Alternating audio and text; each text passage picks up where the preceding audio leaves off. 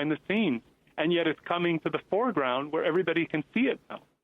So I think it's going to take, I truly believe if you're a follower of Christ, this is where you go into the temple and you turn those, or the marketplace, and you turn those tables over and throw these people out of the church because they're not about the church whatsoever. If they're not willing to confront, I guess what I'm saying is, after you talk to people and you tell them what your real grievances and concerns are and you show them the evidence and they still refuse, they're not worth your time. They're giving you a nice little sweet piece of snack and candy, but they're not speaking to the real issues about what Christ was about.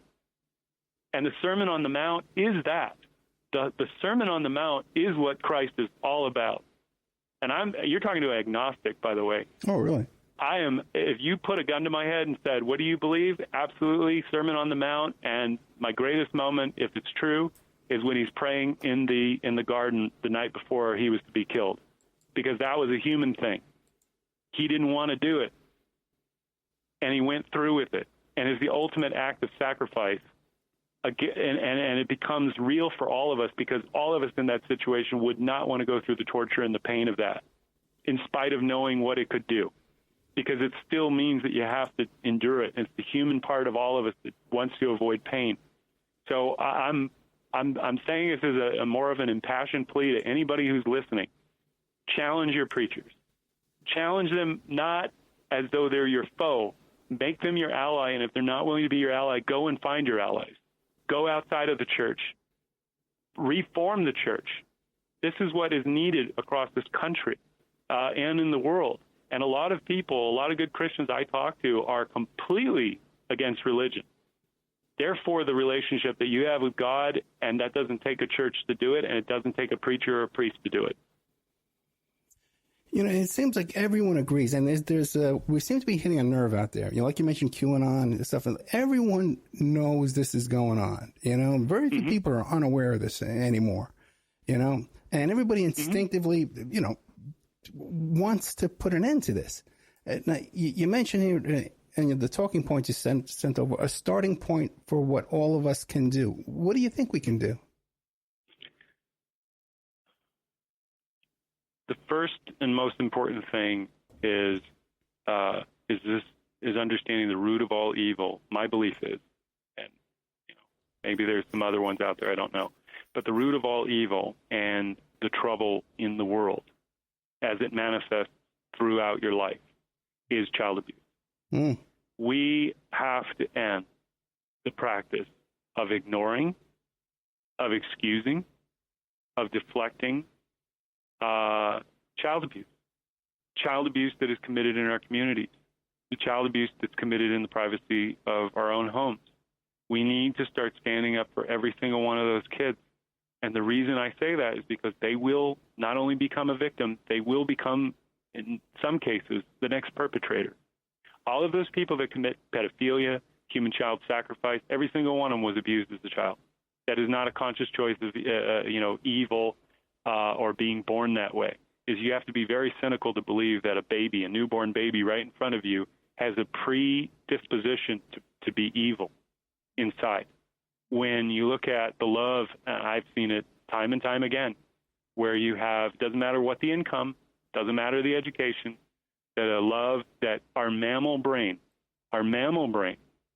is the one that decides that they will die, sacrifice, because they love their child so much. It's not even a hesitation.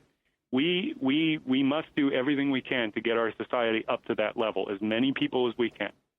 I firmly believe that, because even if you get rid of all the bad players, all the bad actors, there's still going to be a fallout from all the social ills that have been conducted under child abuse, both the ones that have been done to us at a higher level and the ones that we continue to do to each other is going to tear us apart.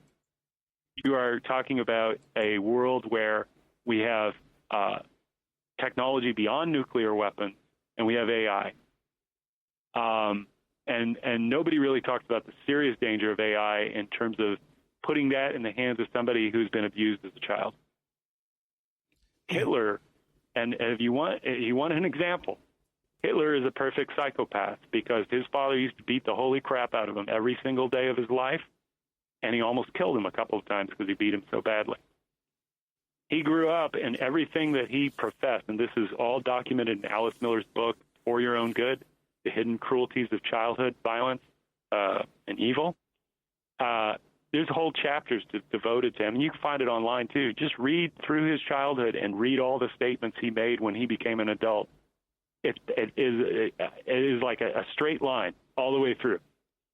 So we may never get another figure like Hitler the way we did then, but for sure we need to do everything in our power to make sure that we are not raising children who grow up in a world where they don't know love and care, and our complicity, or I guess our passiveness about we don't want to get involved because it's, maybe it's not our child, maybe, we don't want to say anything bad about the parent. No, there's a clear choice. That's the first one. The next one is, and I know this is a very difficult one, but it's law enforcement. If we don't get a hold of our law enforcement and start working with our law enforcement and get heavily involved in our communities, I don't even care if law enforcement is involved. There needs to be more people meeting, 2, 3, 4, 5, 6 people. Watch Annette Lucas talking about her. If people don't understand that, obviously I'd love for people to watch our movie A Child's Voice because it's the opening, it's the beginning of that conversation, to know that it's there, to know that it's true, or at least get you to feel. That's what our goal was, to get you. Film is about feeling. But then you can look at Annette Lucas and talking about herself being trafficked by the elites at 6 years old. And she talks about the stains, the blood stains on a block of wood where the other children had been murdered that she was about to be tied up to. And somebody from the inside saved her, protected her. She's come out and started telling her story. These are the things that not only the victims that we need to believe and support and promote, but what we also need to do is to understand that we need to get everybody on board thinking about this, not as, oh, my God, it's overwhelming and I can't do it. It's like, what do you do? It starts with you. What do you do? What can I do with my creativity and my imagination? This world that we live in today, in all of the illness of it, from the top down, those individuals and their ideas cannot fix the problem. Our ideas and what we think and believe are greater than anything that they can come up with, anything.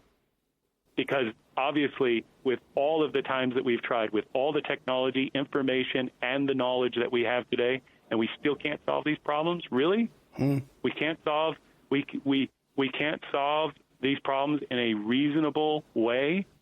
So what I'm saying is that no matter how insignificant you think your idea is, no matter how stupid you may think it is, that it will never work, it is better than anything that these people can come up with. Promise you that. And I guess the last thing is we need to make these a movement, a true movement that doesn't have necessarily a figurehead or a leader, but it is an organic grassroots movement. And how this happens is the rise in consciousness combined with an event.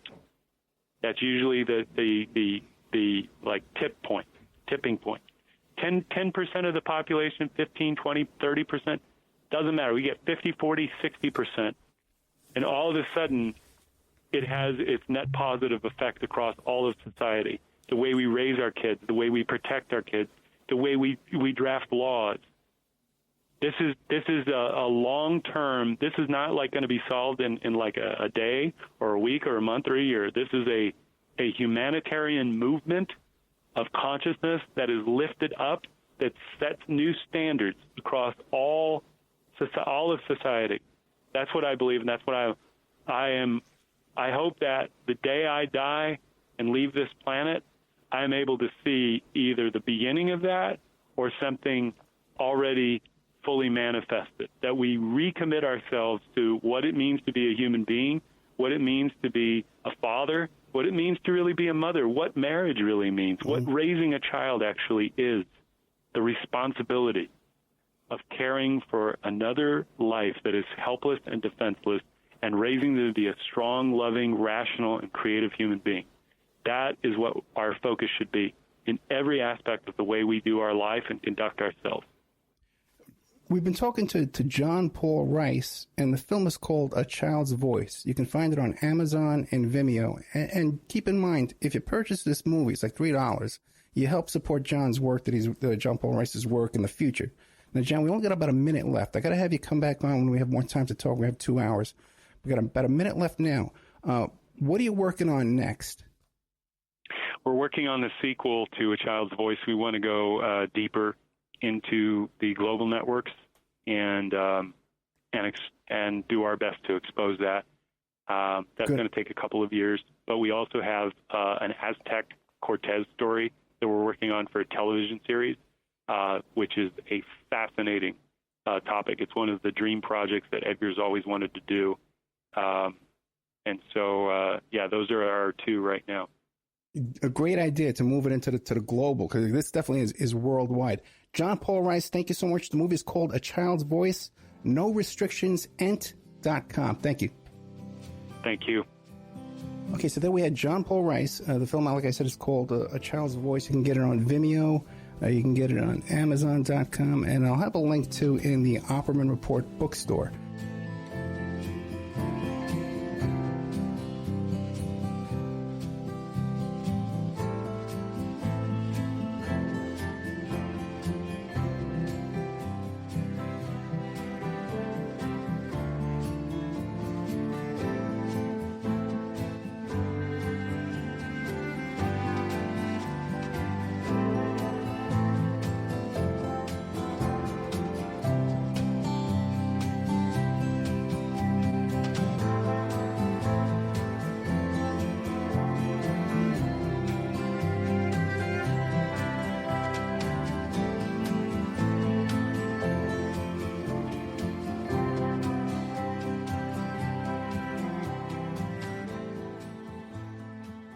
And now a word from our sponsors. Check out cartking.com, 877-986-7771. Have you ever thought about opening your own mobile cart or kiosk business? Perhaps your current business wants to add multiple point-of-sale locations across the country quickly. Maybe the facility you manage could kickstart revenue by adding coffee, food, or retail services, like let's say you own an office building or a warehouse. Put one of these carts there in the lobby. Well, cartking.com can be the answer to your needs. Cartking.com is a North American designer and manufacturer of the finest mobile retail coffee and food carts and kiosks money can buy.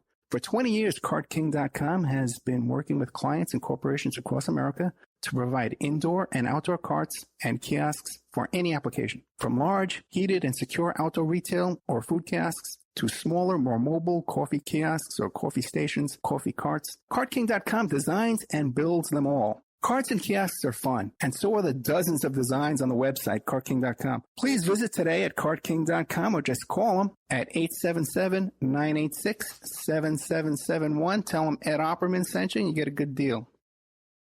The Opperman Report is brought to you by SubhashTechnosis.com. Subash Technosis is a search engine optimization and website design company. They're located in India, so you know you're going to save a lot of money and get top quality service. They offer all sorts of business process outsourcing, data entry, banking BPO services, recruitment process outsourcing, software testing, offshoring, research network, customer care, press release, content writing and distribution, and much, much more. Now, you can get a hold of Subhash Technosis by email at info@subhashtechnosis.com. Their website is www.subhashtechnosis.com, and their Skype is ANUSHASUBASH. Remember, all these shows on Awake are brought to you by emailrevealer.com. You can go to emailrevealer.com and get a copy of my book, How to Become a Successful Private Investigator. You also do all the kind of different services for you. Online dating service investigations called an online infidelity investigation. And that's where you give us your husband or your boyfriend, your girlfriend's email address, and we trace it back to their online dating websites. And we return a list of all the dating sites that email is registered to. We can expand on that investigation and trace it back to porn sites, escort service sites, swinger sites, gambling websites, and even prescription drug websites, and all kinds of digital forensics, computer and cell phone digital forensics, where we can recover deleted content from an email or a hard drive and produce a report for you that you can use in court. That's emailrevealer.com, or you can contact me at